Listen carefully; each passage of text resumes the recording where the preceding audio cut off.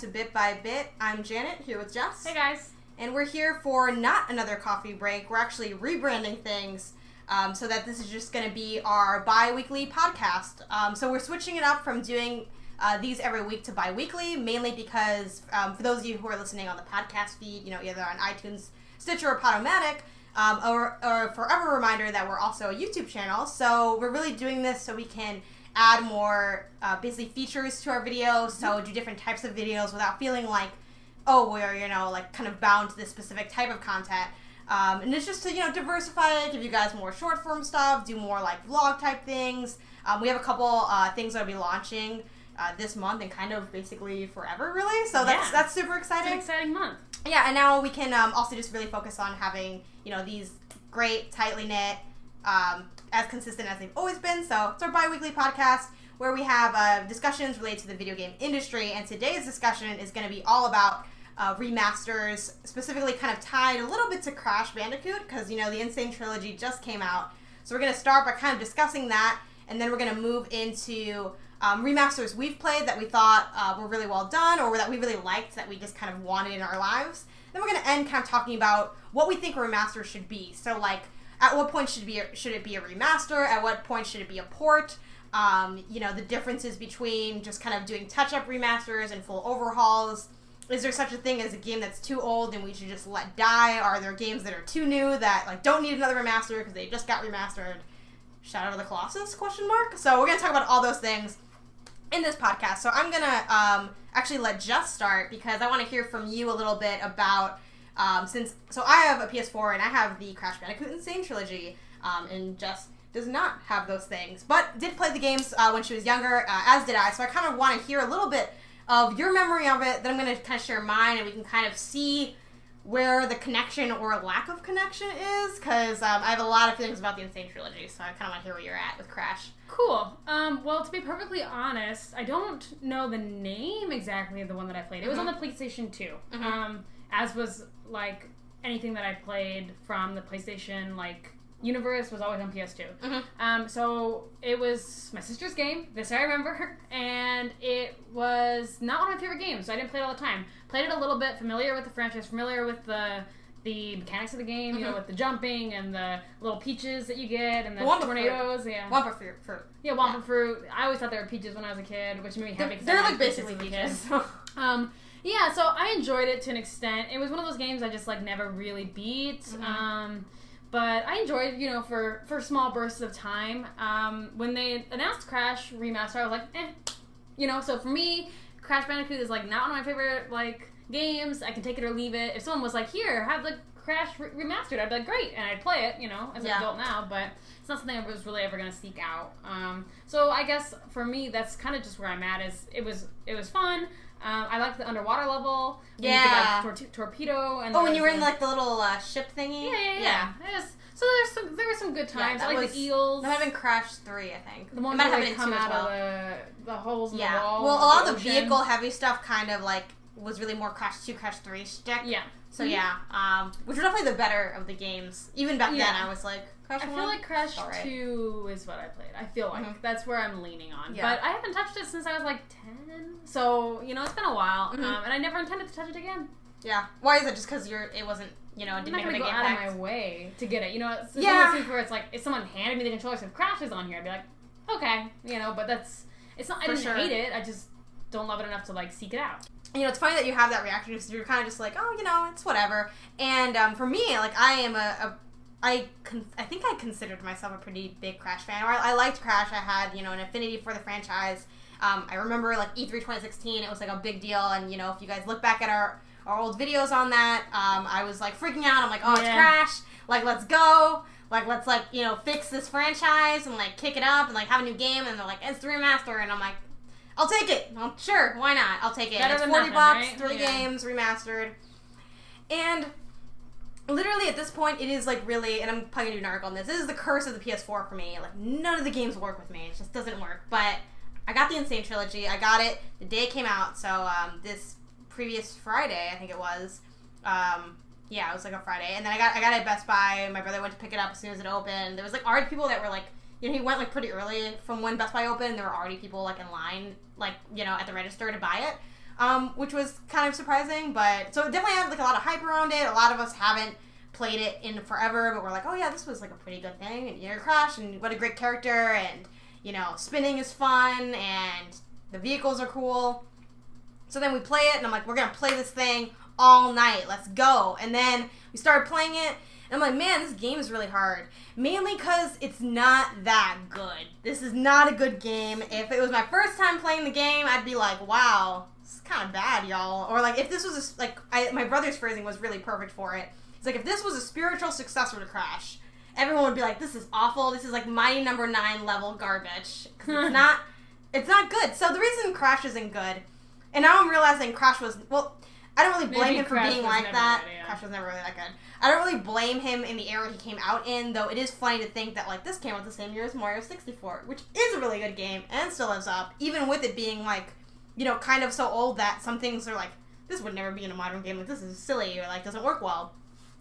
Yeah, so what makes Crash a terrible game, to me, or like at least just not a good one, maybe terrible is a little too strict. And if you like it, like more power to you. I'm glad you enjoyed it. But I really wanted to like it. I bought it. Like I already bought it. Yeah. I already have it. It's 3 games. It's Nathan Drake all over again. Yeah. I need to stop getting these trilogies. I need to stop getting these trilogies on. Well, Sony just made more games that weren't, like, games from 3 years ago. Okay. Well, did you just play the first one so far?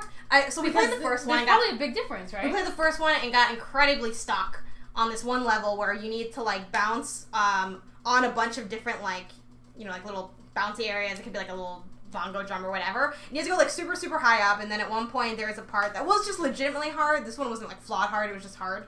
But they made it so that, like, character, you have to jump over fire, and there's a character that also bumps you back, and he will bump you back into the fire, and you will die instantly. So you kind of have to, like, you just jump ahead of time. You just gotta learn how to time it. So that is fine. I give that's just hard. Okay, it's not awful, but it's just hard. Usually why I keep dying in this game is not because it's really hard, or because none of us are good gamers anymore, because we're soft with our modern gaming. Like, no, it's, you can't see where any of the stuff is. Where's the pit? Oh, you fell into it. Can I hit that enemy? No, you're not close enough. Oh, now you're too close. Now he hit you. Now you're dead. It's like, what? This is bad. It's bad design. There's a reason no game has that perspective.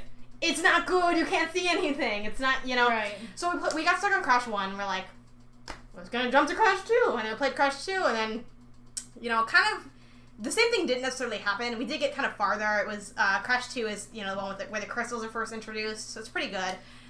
That's the one I played. And then there's Warp. The second one. Cortex Strikes Back is number 2. Warped is the third one. Yeah. I played both of those. Yes, those are the best ones. Okay, yep. Of the 3. The first one's not that good. The names are all coming back to me. We played both. Yeah, and I never played the first one. The game is so charming, too. Like, I want to love it. Like, Crash Bandicoot Warp. Like, so, like, I love it. Oh, yeah. I love it, but you're bad. You're not good. It's not a good game. I'm not, and most of all, like, I'm not having fun with it. Like, it's not worth, I can't recommend this game to anyone if you didn't buy the remaster. But what's so bad about it? I'm just really curious. It's really bad. The game being so, that like, bad. I feel like I can't really play it. Like, I'm kind of fighting the mechanics of the game and the perspective of the game. But is it possible that it's somewhat because of how we play games now? I'm not saying that we've gone soft, but I mean, we're used to different perspectives, different angles, different cameras, different It's, like mechanics. I said, I think it's not necessarily fully the game's fault. Like, I think when the game came out, it was fine. But, like, to not be able to see where things are is unfair to me in a game. And I think it kind of always a little bit was, but I think, games were so much younger when Crash came out that some of that stuff was like, we're like, this is just how it is. And it's like, really, it's not how it should be. And it's not because it's like, to me, like, I think a lot of people were like, oh, well, all right, now, this really makes me appreciate the 90s. And that's my bro gamer voice. Back when, the reason I'm dying is because I gotta buck up like the old school days. It's kind of like, what it reminds me of? It's like people making, those kind of comments and views. It's like, it's not necessarily untrue, but it's kind of like, well, yeah, and it took me longer to travel before we had cars, but that doesn't mean that, like, this horse buggy is like that. And even that's not a great comparison, because at least that's charming and, like, oh, it's kind of nice, but this is like, yeah, you literally I can't see anything. I'm playing a game where I can't really see what anything, the depth perception, it's like you can't really figure it out. Like, I think the second and third games are better, so they're easier, but I'm still not completely, like, a master at it, and both me and my brother are playing, and we both kind of have different gaming levels. I would say I'm generally a better gamer than he is at this point, but neither of us could really do much of anything, which is, I think, and when I went online, too, everyone's like, yeah, I keep dying, and I'm like, You know, I'm starting to think, like, I don't think it's just because it's, like, the Dark Souls of platforming. I think this is, like, not well made. Because the thing is, if I was dying because there were so many tightly knit, like, for instance, like, once again, we always bring it back to Super Meat Boy, but, like, I die a lot in that game. But it's because, like, you know, I needed to, like, get really good at timing and jumps and everything needs to be tight knit. Like, to me, when a platformer is good, it's pushing me to have, like, quick reaction times to thing. And with Crash, I'm like, I just end up, like, you know, it's like, oh, I die. It's like I die over stupid stuff. It feels dumb. Yeah, so... No, I think there's a difference. I know we've talked about it before, but I think... no, I haven't played Crash, but what you're describing to me sounds frustrating, and I think that, you know, the difference is when you have a difficult platformer that's also very strong, mechanically speaking, you can look at Super Meat Boy, you can look at Ori and the Blind Forest. Yep, I thought of Ori as well, yeah. Completely perfect, excellent, difficult, but completely that doable. Ginkgo tree. Oh. The water rising up. Yeah, I guess to me, like, if you're gonna be hard, like, you also need to be, like, really tight mechanically, and that's the problem with so many of these old games. Tight mechanics, I think, is important, and they didn't have necessarily the means to do that. Right. I don't know. Yeah. And then I jumped to 3, because we're like, 2 didn't really work out. Right. Let's just go straight to 3. Where, then that's to my brother, that's the best Crash game, and I think to me, it probably also is. It's the one I remember most vividly from my childhood, and that one definitely has, like, the little boat thing underwater, and that one's better for sure, and I like it a bit more. It has a lot, you know, more of like the racing track ones, which I really like. Some people don't really like those. I think they're fun. I like them. Yeah, so and that's basically kind of my summation on Crash, at least. Are you gonna keep playing it? I don't think I can do it. It's just not fun. I'm not having a good time. I think what I will do, though, I kind of do eventually want to beat them. I already have them. If I could go back in time, I definitely wouldn't buy it. Like, if I knowing now what I know. Wow, that's like a really harsh review. Yeah, and it's crazy because I was, you know, like, I was really looking forward to this game. I was looking forward to this for like a year. And we were like at our meeting and you were like, I have to go because, like, there's Crash. And yeah. I was like, okay, bye, you know. So. I was like, all right, it's Crash night. I gotta leave. And then Crash Night sucks, guys. It's not good. I'm so sorry. Don't come to Crash Night. There's all the food's really bad. It's just frozen foods everywhere. The drinks are awful. Everything's made with Everclear. It's just terrible. Sounds like sometimes remasters are the best way to destroy your childhood memories. They really do, and I guess that kind of, you know, brings us to let's pivot to something a little nicer. So what are some? So that's kind of my summation on Crash. But what are some remasters you feel like kind of got it right? For me, I often go to remasters when I want to replay a loved game, which was supposed to be Crash, but it didn't work out. It's okay, but so yeah, for me, I often use it for that. So like for right now, like the remaster I love the most was like the Jak and Daxter Trilogy remaster. It wasn't like a, you know, a full on super like intense remaster. So by that I mean like, and one thing, you know, I just kind of to backtrack to Crash because I do want to give it some credit. It's gorgeous looking. Yeah. This game looks so good. Like they did such a good job on the actual remaster. So I'm not like upset with Activision that the game still is bad because I guess the game kind of wasn't really that good, and now that it's old, it's really not good. Mm-hmm. But like it looks beautiful, and it's because all the code was like redone. Like they started from scratch when they built this, and that's why it's so different from the original one. With like the Jak and Daxter trilogy, it was basically just kind of touched up, and then like, you know, full-on remasters are more intensive. So I love that one because like that's my favorite gaming franchise, maybe ever in some ways. The Jak and Daxter trilogy, which has its problems, but I honestly think still holds up. I have played it recently. So that one, and then for me, I enjoy remasters kind of on accident a lot. So by that I mean like, oh, hey, look, I never got around to The Last of Us. Well, hey, look, it's remastered on PS4, so now I can, you know, play it without feeling like I'm doing a really big downgrade, because like it's crazy how graphically the generation before this one looks so much worse than this one. Like this one looks so much better. No, true. And it's to the extent where, and I think this is, at least for me, this is always the case, like always the case with gens. If you're only one gen, like below the gen we're in, I have a hard time playing that gen's games because like it's too soon. Like it's too soon for me to go back to PS3 graphics because we're at the PS4 era. And like now you just look kind of like bad, like a little, but you don't look that bad. Just a little worse than what I'm doing. So why am I playing that? You know, maybe I'll just play. So I like to have a little distance with my like once I like to let games get a little bit older before I kind of revisit them, because then you're like, it feels like a totally different world instead of like a downgrade. Exactly. Yeah, it totally feels like a downgrade. It's like I'm just playing a worse version of what I'm playing now versus like I'm playing a retro game. Yeah, or like, oh, it's older, like it's okay, I accept you for like what you look like and it's fine. You know, I'm not gonna accept it's too soon, you know. I get that, yeah. So that being said, you know, I appreciate The Last of Us remaster. I need to play through that. I have the BioShock trilogy. I really do want to get that remastered. I played BioShock it on looks my really computer. good, yeah. I really want to... I'm not a PC gamer, really, and it's like hard for me because my laptop's not good, but I really do want to get that on the Xbox. Yeah, and then I have, you know, I don't even think Uncharted was remastered. Uncharted... No, it was remastered a little bit. Okay. Yeah, just a little bit, because I remember seeing, like, the side-by-side comparisons. Okay.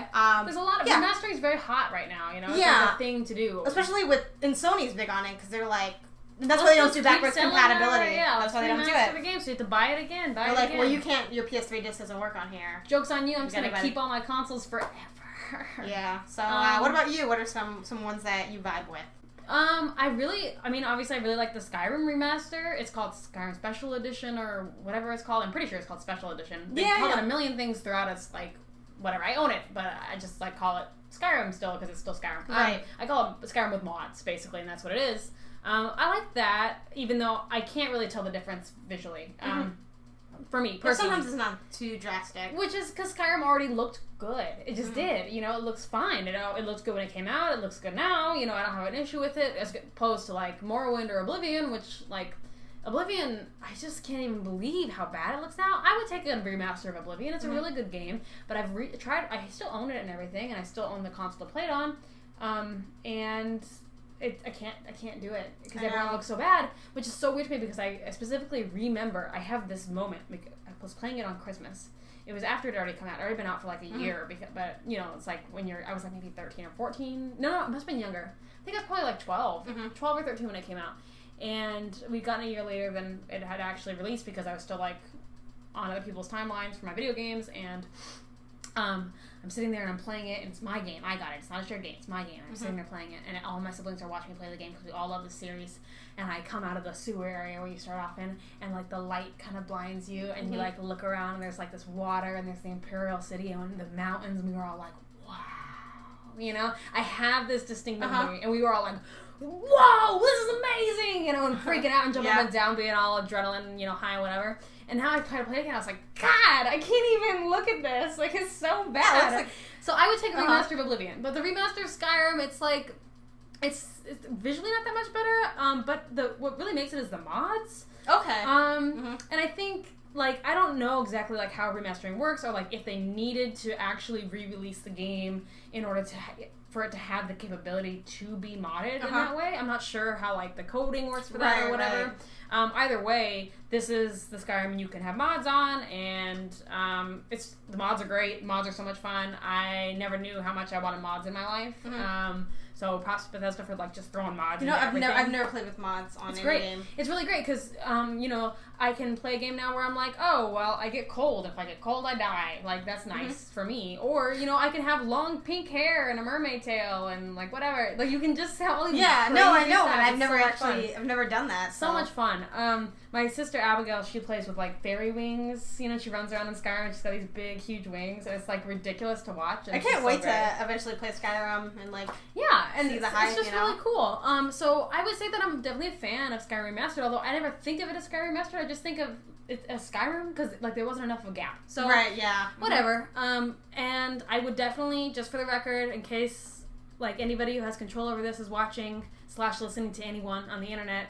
Morrowind Remastered, let's go. Why is it not here? I don't even care if you leave all the cliff racers in there, like, because there's too many. But you can even leave all the cliff racers in, I'll still play it. So, that's where I'm at on that. Nice. The only other game that I have that I think I would kind of count as a remaster, I don't know exactly, like, there's kind of maybe a disparity between remaster and remake. Yeah. Or like a rehashing, you know, like it's kind of strange, but I think it fits into the category that when every now and again they reboot one of the Pokemon games. So like, when I was younger, I played Gold and Silver, and then they came out with it again on the DS. I think that might fall under remake, but I would count that in this like kind of conversation because they're not really changing any of the core elements, and that's not true. Oh, really? Yeah, actually, maybe like for example, probably more remake. I'll still count Megas. Well, I think it depends on which Pokemon game you're talking about, because some of them are just kind of like, oh, now you can play it on a new handheld or whatever, and like the visuals are a little different, and occasionally little extra things. Yeah.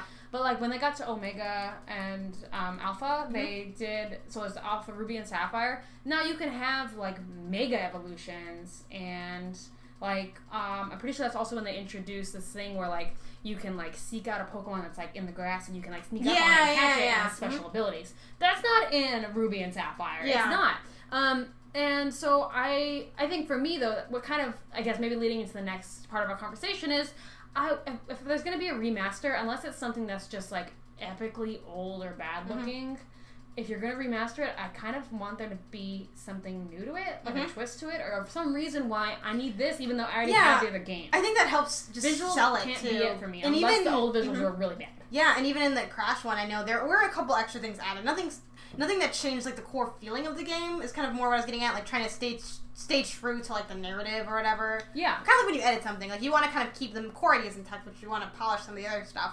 So they did add like a couple of things. I forgot exactly. They're very small, like things related to the time trials. I think they changed up a bit, if I'm remembering correctly. But I can't believe I forgot about those. Maybe because I didn't play the original Ruby and Sapphire as a kid, so like when Alpha Sapphire came out, I don't even know if I knew that was like an old game. I was like, it's so weird. A game. Like, yeah, that was my first time playing, and like... No, it came out originally on the Game Boy Advance. Yeah. It's like super old. I knew that at some point, like, while playing it, but I don't know if I knew it right away. Right. And yeah, that was, and then I see the old versions of it too, like if they, especially when Sun and Moon came out, a lot of websites were doing those, like, let's look at Pokemon throughout the years, and they'd be like, they'll show like the graphical advances, and yeah, and this kind of, it also leads into, our next part of our conversation on games that we think, make sense.